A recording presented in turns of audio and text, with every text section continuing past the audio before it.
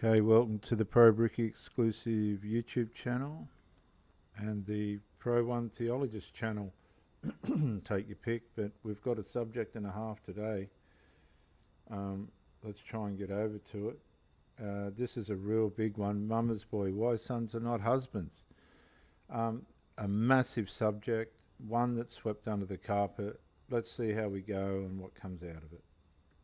Hey everyone, Chloe here, and welcome back to my channel. And if you are new here, welcome. So today's video was a highly requested one and a long overdue one, and that is the taboo topic of emotional incest and mothers who raise their sons to be surrogate husbands. Now, this video will ruffle and pluck out some feathers because it exposes what many women have experienced in their dysfunctional relationships with dysfunctional men who are groomed to be mama's boys. And that includes men who are overly attached to their mothers, and men who have overbearing mothers, and women who have overbearing mother in laws, and men who aren't innately aware of how toxic and territorial that their own mothers can be. And this also includes mothers who don't have boundaries and mothers who irrationally compete with their Have boundaries are usually the big ones, and usually they fear the child as well, as much as they are enmeshed with them. son's love interest. And this also includes mothers who don't have a man or an adult relationship or a love life of their own. And Well, these although this mothers can't have a love life of their own because they sabotage it. They self-prophesy, and they protect their enmeshment with the child more than they do the relationship, because they know that they're going to be with the bloodline or through the maternal bond with that child. Whereas if a man comes, if things go wrong, he can just as easily go.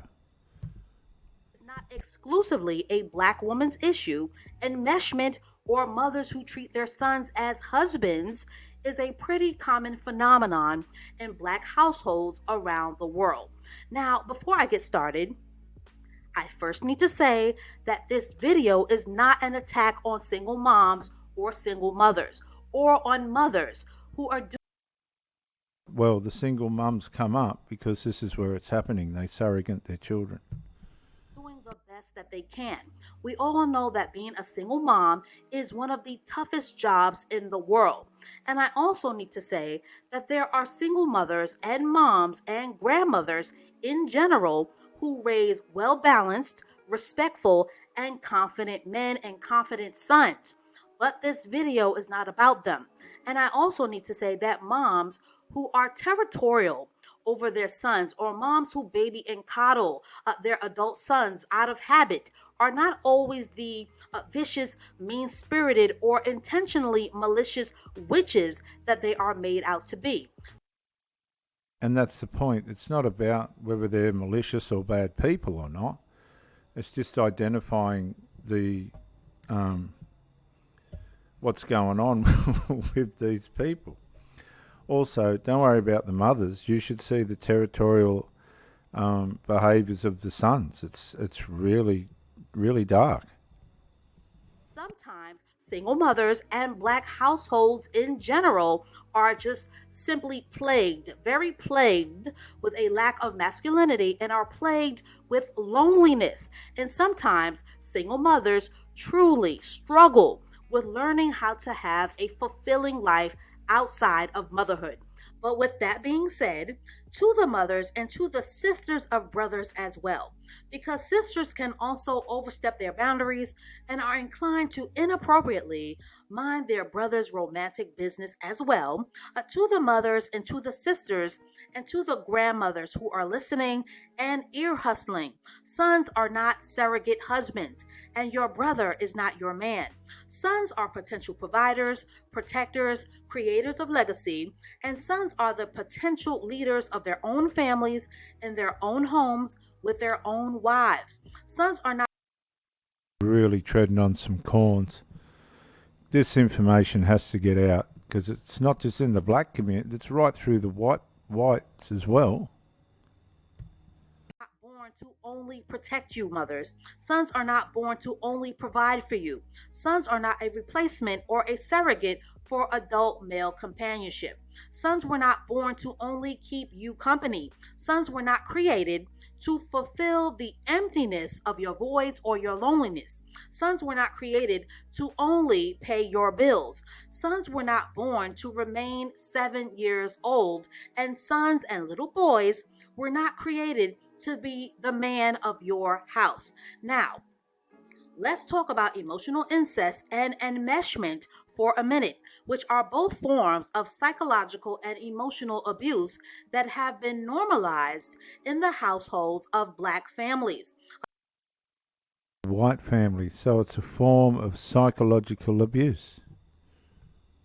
Enmeshment, also known as emotional incest, is when a parent uses a child for emotional support in a way that is normal for a husband or a boyfriend. The parent typically takes an opposite sex child, which is usually a son, and elevates them to a romantic partner status, or uses the child as a substitute for an adult relationship.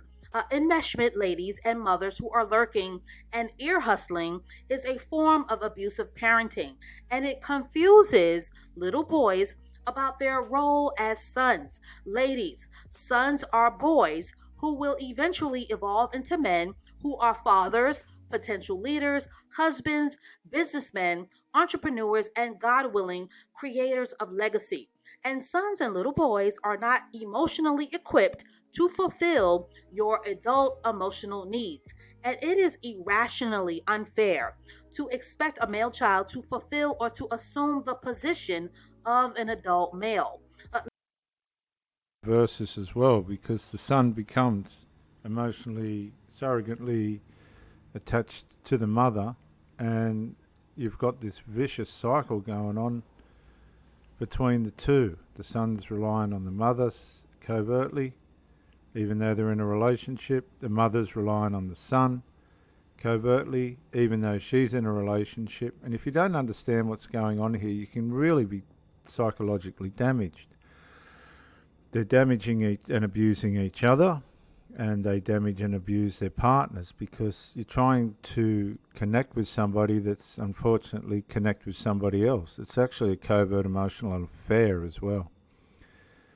This is treading on a lot of people's corns lately, but it's just got to be dealt with because the whole evil behind it is abuse.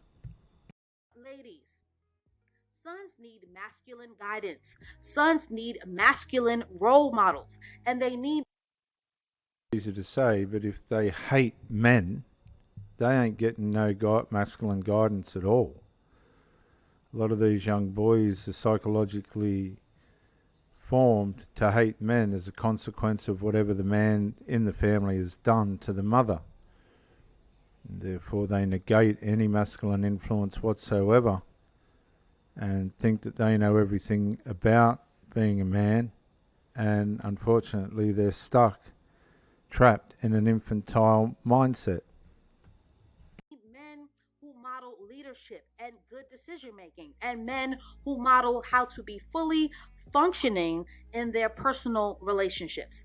And an often overlooked point is that sons also need mothers who are capable of modeling femininity and feminine expression so that Problem as well that I've found in a couple of these relationships, the mothers wouldn't really commit to anything. One woman got married, but she was still so emotionally attached to her son. They ruined that marriage. I had to ask them to leave. It got completely out of order. Second woman was more like a visitor. You couldn't go to her place. She'd come here on designated times, and you couldn't resolve anything between the hostility coming out of her sons because she didn't stand for the relationship to be able to do it. So she got sent back to where she come from, and this is what they do. They're prepared to lose love to maintain their covert emotional abuse between themselves and their chosen child. boys can learn and understand that women are at their best and women are at their happiest when they are feminine first. Now, from what I've learned since being on YouTube for the last 8 months, is that when a person doesn't like what is being said, they feel attacked. But again, this video is not about attacking single mothers or mothers who are unaware of the damage that they are possibly causing. This much needed conversation, this much needed message is about having the insight and the awareness that is needed to break generational curses. And mothers who treat and view their sons as husbands is a huge generational curse that plagues many Black households, and it is up to the mothers to break this disempowering cycle. Well, this lady's addressing black people. You should see what's going on in the white communities. Good grief. A lot of these people will not let go of this cycle. They've got their security in it. They've got their identity in it. They've got their supply of drama in it. Everything's in it except the sex, of which they try and go outside the house to find. And these people are pretty messed up. They just will not run a proper, sensible relationship. They can be coping with the upset in their psyche with drugs, alcohol, and medications, if not all.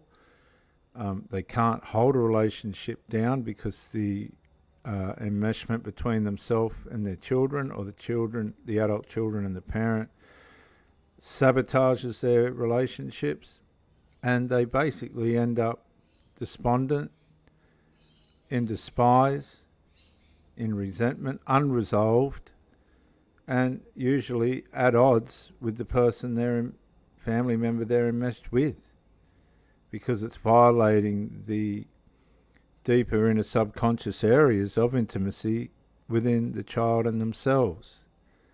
And so when somebody comes along that they want to have a relationship with, this causes conflict and estrangement until the other person's gone, the partner of the mother or the son, and then they reconcile and carry on as they were until they get to the end of their lives, and that's it. You have to be able to identify if you're mixed up with these people. There is no answer for it that I've ever been able to find. I've explained, the person's seen the behaviour, but they are relentlessly blind to giving you a full emotional attachment. You really do find yourself in a difficult situation. And for me, I let it go so far, probably in a couple of cases further than it should have, and had to leave. The oppression, the psychological covert abuse and stuff that would have been going on, because you can sense it in the spirit realm, was as thick as I've ever experienced, and I never want to experience it again. There is no resolve. It's hostile. It's deliberate. They will not relinquish any risk. They will not relinquish anything that would jeopardize their wrong connection with these adult children, or the children with the mother. And they just end up in a very horrible place, going from either being alone to short-term relationships which don't work, and that's it. They just don't seem to make the right choices. Sons who are raised to be husbands for their mothers grow into men who are confused and stunted in their masculine potential and their masculine growth. And when boys Problem, you can stand there and tell these people that this is going on, and they just won't listen. It's heartbreaking. It really is. I've seen boys with the utmost potential. I've tried to get along with them. I've gone out of my way to, just gently try and ease them into some kind of direction. They're usually stunted in their personalities. They're usually passive in their creativity. They turn against their partners, which is a reflection of the parent or the child turning against each other when they get a partner. They just will not commit to anything that's going to be substantial. They'll go into a relationship deteriorating back to a position where the connection of the mothers or the connection from child to mother, mother to child is just as important as the connection, if not more important than the relationship bond. When the partner of these people picks up on that, if you're not aware of what's going on, it will psychologically ransack, assassinate, assault, and criminalize who you are. You'll be confused. You'll feel like you're swimming against the tide in the relationship. It'll try and make you try harder when you've done all that you should and what you could. And it really is a psychological rape against the construct that you have, which is healthy, towards a relationship, because you're competing against I can only describe it as a micro-characteristic dark triad assault, psychological self-assault on your person through the emotional affair that's being had between the parent and the child, be it you be the parent's partner or the child's partner.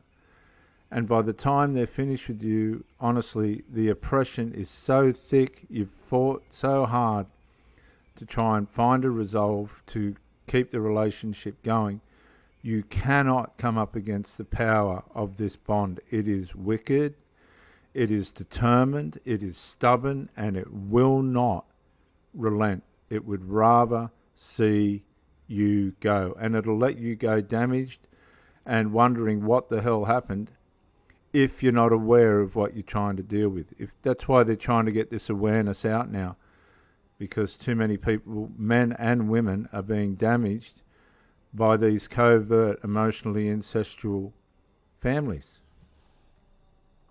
Boys are coddled and stifled and suffocated.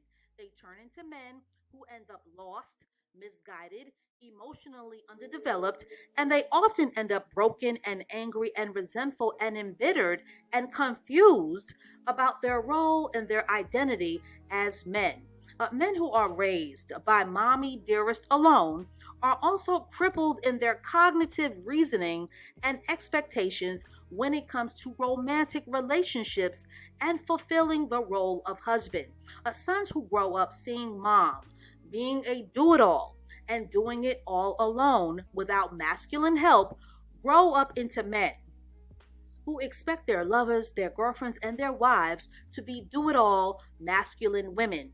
And with that, the generational curse continues, and femininity, as a result, continues to get pummeled and crushed, which is why you need to subscribe to this channel to increase your feminine awareness, ladies.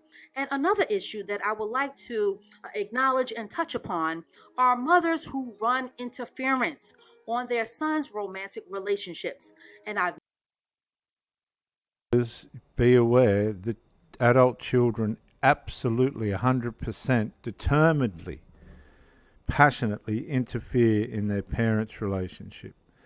And I've seen these women try so hard to produce something positive for themselves, but they just get run down, worn out, and surrender back into their covert emotional enmeshment, to the sacrifice and loss of the future that they possibly would have had with a healthy, committed person. I've seen this time and time again. I've experienced it in real life. I've seen the, as I say, micro characteristic dark triad assaults that take place to ruin by stealth the relationships that might be getting taken up by the parent or the child in opposition to them.